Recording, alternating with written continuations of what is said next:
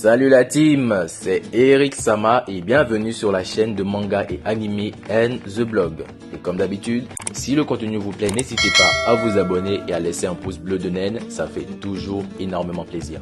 Sur ce, c'est parti.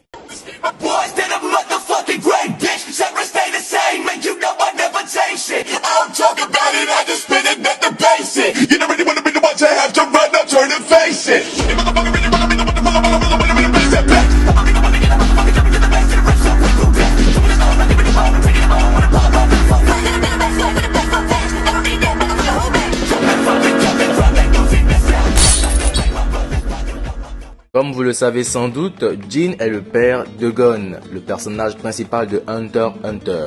Tout comme son fils, Jin est un personnage qui fait les choses à son propre rythme et est guidé par sa propre curiosité. De ce fait, il n'est pas lié par le bon sens ou des idées préconçues et a donc des idées et des valeurs non conventionnelles. Cependant, il n'est pas aussi doux que son fils Gon, il est plutôt du genre prompt à la colère et on peut le voir s'emporter et se battre avec les gens qui l'entourent. M'en fous. M'en fous, je l'ai dit. Et en plus de cela, il est généralement considéré comme un imbécile. Oh ta gueule. Mais ce qui est ironique, il est assez compétent et beaucoup de gens lui font confiance dans des choses sérieuses. Et même Pariston, son rival, lui accorde une forme de respect total.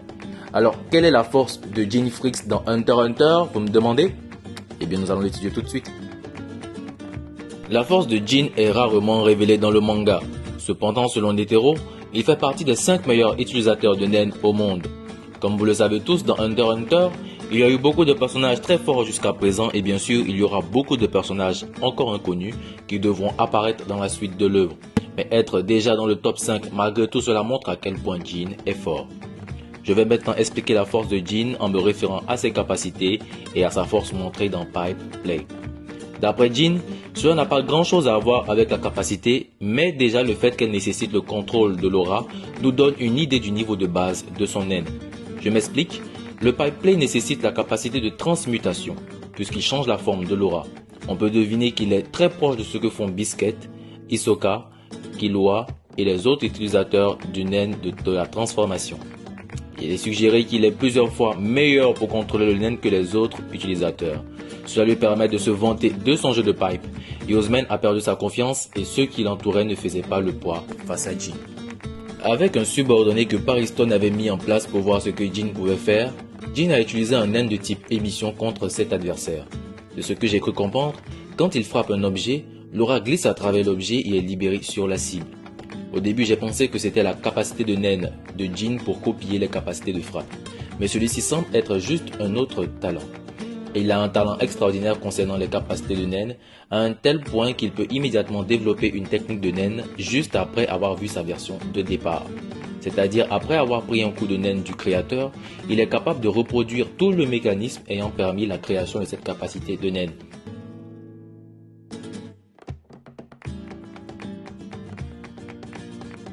Et oui, vu qu'il fait partie des 5 meilleurs utilisateurs de Nen au monde, il est tout à fait plausible que les capacités de Nen puissent être copiées une fois qu'il soit attaqué dans un combat. Par ailleurs, pour illustrer encore sa force, nous allons bien évidemment parler de Razor. Maintenant qu'on a pu déterminer à quel point il est fort, cherchons maintenant à savoir quelle est la capacité de Nen de Jin. Les types de sa capacité de Nen sont la spécialisation, la manipulation et la transformation. Comme il n'y a qu'une seule base pour la transformation, la possibilité qu'il le soit est plutôt faible. Mais bon, je m'explique. La transformation est la capacité de changer la nature et la forme d'une aura. Par exemple, Hisoka change son aura en caoutchouc et Killua change son aura en électricité.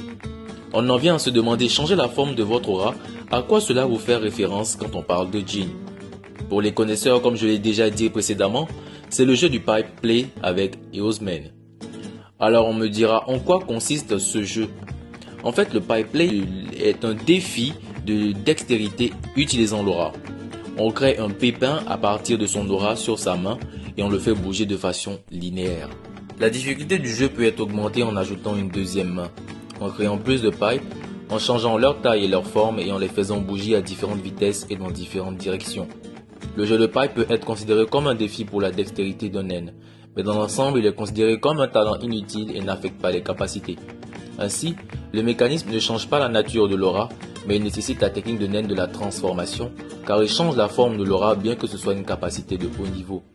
Et c'est assez pour montrer qu'il a un pouvoir extraordinaire, même si selon lui, ce genre de technique de naine n'a pas de sens. Il est possible qu'il n'aime pas car il ne s'estime pas bon aux techniques de naine de la transformation.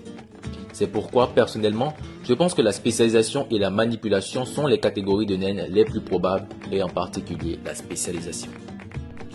Puisqu'il y a tant de choses liées à la chance dans les paroles, les actions et les relations de Jin avec les gens qui l'entourent, je suppose qu'il s'agit d'une capacité qui affecte la chance. Maintenant, laissez-moi vous expliquer tout d'abord.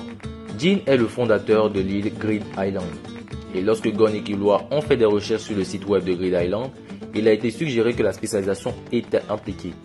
Pour moi, il est certain que le naine de la spécialisation soit impliqué dans Grid Island. Pour moi, tout Grid Island est développé par un naine de type spécialisation, puis vient une catégorie de naines différents pour chaque carte, effet et système. Par exemple, Razor est en charge du système de dés à risque sur l'île de Grid Island. Il y a un objet appelé dé à risque, c'est un dé à 20 faces, dont 19 faces sont très chanceuses et une face est très malchanceuse. Si vous êtes chanceux, quelque chose de très bien vous arrivera et il y a 95% de chances que vous soyez chanceux. Par contre, il y a quand même 5% de chances d'être malchanceux. Et oui, un malheur équivalent à la chance qui a été causée par le dé risqué se produira. Ceci reste un objet du jeu Grid Island, mais je suppose que Jin était responsable de cette capacité et je vous dirai pourquoi je le pense ainsi. Mais j'ai fait quoi? L'un des créateurs de l'île Grid Island était un homme nommé Dwayne, mais il a été forcé de changer son nom par Jin. Il a dit que le titre du jeu a été choisi comme une anagramme des membres fondateurs et il a été forcé de changer le nom juste pour correspondre.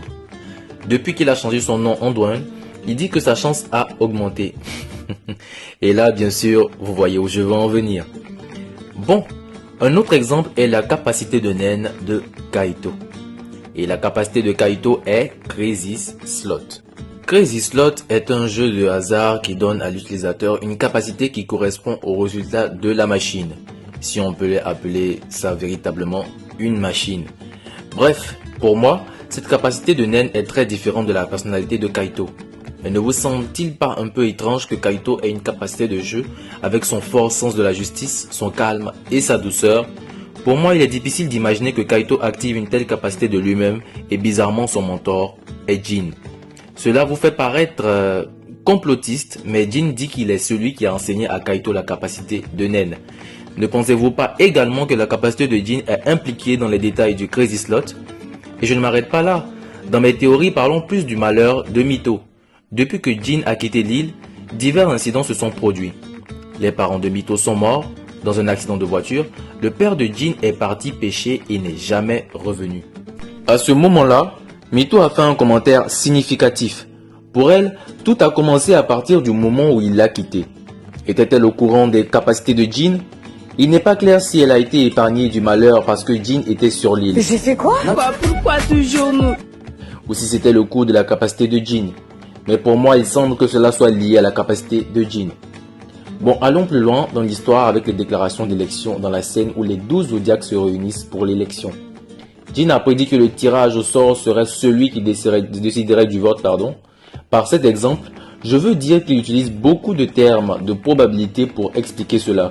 À partir de ces remarques, nous pouvons voir que Jin est généralement obsédé par la lecture des probabilités. Il dit aussi qu'il aime cela et je suppose que la capacité de Jin à lire est liée à la chance. Si la capacité de Jin est d'améliorer la chance, alors il s'agit clairement d'une spécialisation. Cependant, il y a des représentations où Jin est considéré comme une manipulation. Si Jin est un utilisateur d'une naine de type de la manipulation, alors il peut être considéré à certains égards comme une spécialisation. Je m'explique, la manipulation est aussi un attribut qui a plus de chances de se transformer en spécialisation.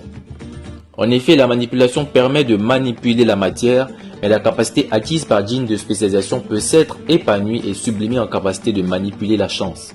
Aussi, la manipulation est également compatible avec l'émission à 80%. Il est donc logique qu'il ait pu copier et même appliquer les capacités d'émission de Leorio. De plus, lorsque Gon est rentré chez lui, la cassette que Mito lui a donnée contenait le naine de Jin. Il s'agit d'effacer l'audio en écrasant l'enregistrement après avoir lu la cassette. Ainsi, la capacité de lire et d'effacer les informations de la cassette est une manipulation et la capacité de mettre les informations dans une cassette qui est loin de lui est une émission. Killua a également touché la bande mais ne l'a même pas rayée. On peut supposer que la bande est recouverte de ten ou de ko, sublimée par un naine de type émission. Il y a aussi une autre représentation qui suggère la manipulation dans la scène où Jin apparaît pour la première fois. Il chevauche 2 dragons géants et la présence de ces 2 dragons géants montre que Jin semble avoir le don d'être facilement apprécié par les animaux. Mais maintenant que j'y pense, je peux aussi penser qu'il les manipulait avec sa capacité de manipulation. Les utilisateurs de naines de renforcement sont simples et déterminés. Ceux de la manipulation sont logiques et font les choses à leur rythme. Ceux de l'émission sont capricieux et menteurs et ceux de la transformation sont impatients. Ils n'ont pas le sens du détail et enfin les spécialistes sont indépendants et charismatiques en plus d'être très stricts. Je pense que le naine de la manipulation et de l'émission sont les 2 naines les plus probables. En ce qui concerne la transformation, Jin est inconstant mais pas menteur. Quant à l'émission, il est colérique mais pas désordonné. Ses plans sont assez précis et sa personnalité est tout à fait logique. Ce qui pour moi fait que ces 2 types de naines sont à exclure en plus du renforcement. Sur Hunterpedia, le naine de Jin est listé comme une spécialisation. Personnellement, je pense que la manipulation est un type de spécialisation acquis si vous considérez la manipulation comme le noyau. Si oui, il est logique qu'il ait immédiatement copié et appliqué la capacité d'émission de Leorio, puisque la manipulation est compatible avec l'émission. Il y a encore beaucoup de mystères sur Jin, mais que pensez-vous de lui? Faites-le nous savoir dans les commentaires. Voilà, c'est tout. Encore une fois, merci de votre temps d'observation et d'écoute. Mais n'hésitez surtout pas à laisser un petit pouce bleu électrique de naine, à vous abonner et à activer votre cloche de notification ou à partager la vidéo autour de vous, ça fait agréablement plaisir. C'était Eric Sama pour la chaîne The Blog et je vous dis à très bientôt pour du nouveau contenu. Ciao ciao.